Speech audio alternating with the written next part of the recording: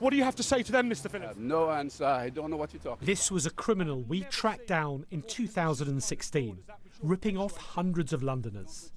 Now we've discovered that John Phillips is still up to his old tricks. I lost £2,000.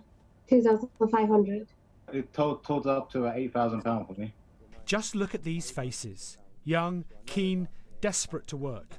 Fraudster John Phillips has freshly preyed on all of them during the height of the coronavirus crisis, stealing money for accreditation fees to work for a fake company, then paying them nothing.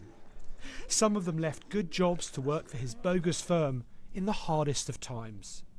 At first, I was so grateful to find a job during this whole COVID mess, and just to know that it was all for nothing, and not that it was all for nothing. It was like I was a part of a scam, and I was scamming the other people.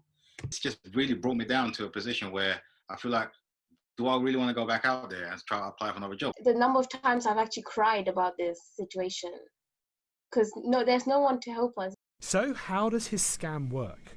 We've previously been undercover to catch him red-handed.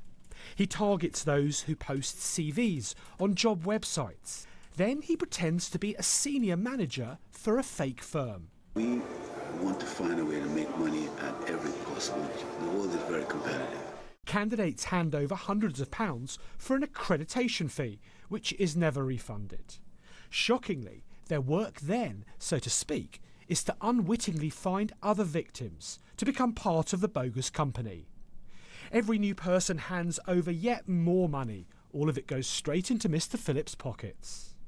We've alerted the police repeatedly, and this former Detective Chief Inspector with more than 20 years' service has analysed the BBC's evidence.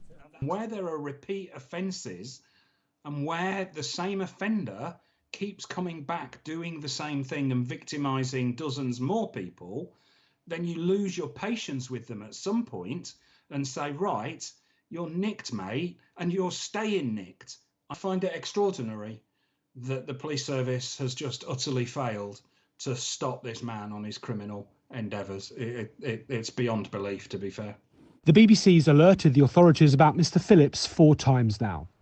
In a statement, the Metropolitan Police said that he was still under active investigation and that they weren't going to comment on the details of that investigation. And they said that they've been collaborating with other law enforcement agencies.